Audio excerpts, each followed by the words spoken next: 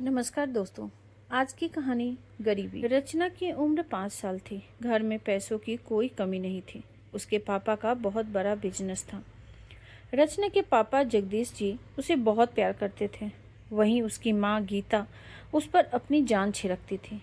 घर में कई नौकर थे जो दिन रात घर की साफ सफाई, खाना बनाना और भी सारे काम करते थे।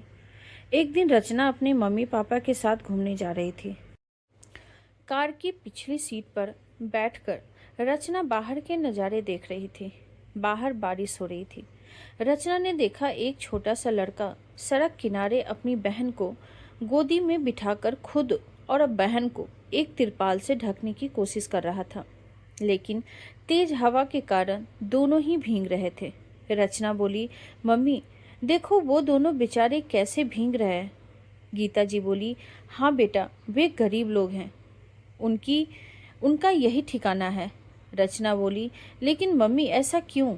हमारे पास तो इतना बड़ा घर है, कई कार हैं और इनके पास सर छिपाने के लिए कुछ भी नहीं है। गीता जी बोली, बेटी ये सब इनकी किस्मत से मिला है और हमें जो भी मिला है हमारी किस्मत से मिला है। रचना बोली, मम्मी ये किस्मत क्या होती है और ये सब कुछ बांटने में कंजूसी क्यों करती है? रचना की बात सुनकर गीता जी और जगदीश जी दोनों हंस पड़े। गीता जी बोली, नहीं बेटा, ऐसा नहीं बोलते। सब कुछ ईश्वर हमें देते हैं, किसी को कम किसी को ज़्यादा। कुछ ही देर में लाइट ग्रीन हो गई और कार अपनी स्पीड से आगे बढ़ने लगी। लेकिन रचना के मन में कई सवाल उठ रहे थे जिनका जवाब न मिलने से वह परेशान हो रही थी।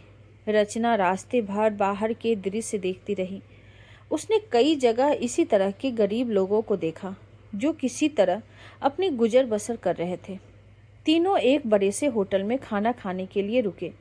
जगदीश जी बोले, बोलो बेटी, तुम्हें क्या खाना है? जो चाहो वो मंगा लो, बाद में तुम्हारी पसंदीदा आइसक्रीम खाएंगे। रचना बोली, पापा मेरा कुछ खाने का मन नहीं है। आपने रास्ते में शायद देखा नहीं, कितने लोग भूखे बैठे थे, वो भीग भी रहे थे और हम यहाँ बड़े से होटल में खाना खा रहे हैं। गीता जी बोली, बेटी तुझे क्या हो गया? वो लोग गरीब हैं तो हम क्या कर सकते हैं?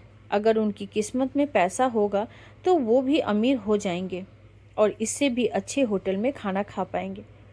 तुझे पता है, पहले तेरे पापा के पास भी इतने पैसे नहीं थे, लेकिन फिर इन्होंने बहुत मेहनत की और किस्मत ने साथ दिया, तभी हम आज यहाँ तक पहुँच पाए हैं। रचना बोली, लेकिन मम्मी हम कुछ लोगों की मदद तो कर सकते हैं जिससे वे दुखी न रहें। जगदीश जी बोले, अच्छा ठीक है बेटा, आप खाना खाओ, मज़े करो। जब हम यहाँ से जाएंगे तो कुछ खाना पैक करा लेंगे और तुम अपने हाथों से उन गरीबों में बांट देना। यह सुनकर रचना बहुत खुश हुई। जगदीश जी ने जाते समय खाना पैक करवाया और उसी जगह पहुंच गए जहां रचना ने उन लोगों को देखा था। तब तक बारिश भी बंद हो चुकी थी। रचना ने अपने हाथ से सबको खाने के पैकेट दिए। वो कुछ आगे चली तो वही छोटा सा लड़का अपनी बहन के साथ बैठा था। रचना ने एक एक पैकेट उन दोनों को भी दे दिया। वह छोटी सी बच्ची रचना की ओर हाथ बढ़ाने लगी। रचना उसकी ओर बढ़ी, तभी गीता जी ने उसे रोक दिया। गीता जी बोली, बेटी क्या कर रही हो? देखो वो कितने गंदे कपड़े पहने हैं, वो भी गीले। तुम उसे गोद में लेने जा रही थी, तुम्हारे कपड़े गंदे हो जाते। चलो यहाँ से। गीता जी और जगदीश जी रचना को लेकर कार की तरफ चल दिए। रचना बोली, मम्मी मुझे छोड़ दो, मैं उन बच्चों के साथ खेलूंगी, वो मुझे अपनी छोटी बहन की तरह लग रही हैं।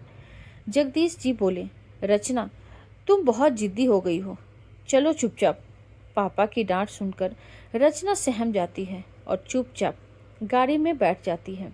कुछ ही देर में तीनों घर पहुंच जाते हैं। रास्ते में तीनों ने एक शब्द भी नहीं बोला। घर आकर रचना चुपचाप अपने कमरे में चली गई। रात को गीता जी रचना के कमरे में गई। रचना बोली, आप सब अमीर लोग बहुत खराब हो, गरीबों से नफरत करते हो। आप लोग सारे पैसे अपने पास रख लिए, इसीलिए वे लोग गरीब हैं। गीता जी उसे बहुत समझाती हैं, लेकिन रचना के मन में अपने माता पिता और सभी साथ वालों के लिए नफरत सी पैदा हो गई थी। कुछ दिन बाद रचना का जन्मदिन आने वाला था, लेकिन रचना ने जन्मदिन मनाने से साफ मना कर दिया। जगदीश जी बोले, मेरी गुड़िया अब तक अपने पापा से नाराज है। रचना बोली, नहीं पापा, लेकिन मैं जन्मदिन एक शर्त पर मनाऊंगी। मेरे जन्मदिन में अपने गरीब मेहमानों को छोड़कर उन गरीबों को बुलाना चाहती हूँ, उनके साथ खेलना चाहती हूँ। जगदीश जी बोले, बेटी, ऐसा कैसे हो सकता है? हमारे में और उनमें बहुत अंतर है। हमें अपने बराबर बालों में उठना बैठना चाहिए। रचना बोली, मुझे पता था, इसीलिए तो मैं जन्मदिन नहीं मनाना चाहती, क्योंकि मैं इन सब लोगों से नफरत करती हूँ। गीता जी बोली, बेटा, एक काम करते हैं, हम जन्मदिन तो वैसे ही मनाएंगे जैसे मनाते हैं, लेकिन दिन में हम कुछ केक और मिठाइयाँ लेकर वहीं चलेंगे और उनमें बांट आएंगे। रचना नहीं मानती, वह रोने लगती है। अपनी लाडली बेटी की आंखों में आंसू देखकर जगदीश जी का मन पिघल जाता है। जगदीश जी बोले, ठीक है बेटा, हम वैसा ही करेंगे जैसा तुम चाहती हो। जगदीश जी शहर के बाहर एक फार्म हाउस बुक करते हैं। वहाँ खाने पीने का पूरा इंतजाम करवाते हैं। जन्मदिन वाले दिन वे सड़क किनारे बैठे सभी लोगों को कई बसों में बिठाकर वहाँ ले जाते हैं। उन्हें देखकर रचना बहुत खुश होती है। उसमें वो दोनों भाई बहन भी थे। गीता जी उनके लिए नए कपड़े लाई थी। रचना की नौकरानी उन्हें ले जाती है, उन्हें नहलाकर नए कपड़े पहनाकर तैयार करती है। जब वे दोनों बाहर आते हैं तो सभी उन्हें देखकर चौंक जाते हैं। रचना जोर जोर से उछलने लगती है। वे दोनों भाई बहन भी रचना के साथ खेलने लगते हैं।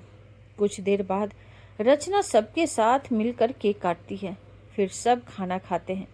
जाते समय जगदीश जी सभी को पैसे देते हैं। सभी लोग रचना को बहुत आशीर्वाद देकर अपनी अपनी बसों में बैठकर वापस चले जाते हैं। रचना की खुशी देखकर उसके माता पिता बहुत खुश होते हैं। तब से उनकी सोच बदल जाती है। वे अब गरीबों के लिए बहुत करने लगते हैं और अपना हर त्योहार व हर खुशी का पल वे अब उन्हीं लोगों के साथ मनाते थे। एक छोटी सी बच्ची की जिद ने दोनों के सोचने का तरीका बदल दिया। आपको हमारी ये कहानी कैसी लगी कमेंट बॉक्स में ज़रूर बताइए, और ऐसी ही ढेरों सारी कहानियों के लिए वीडियो को लाइक, शेयर और चैनल पर नए हैं तो सब्सक्राइब करना ना भूलें। Thank you.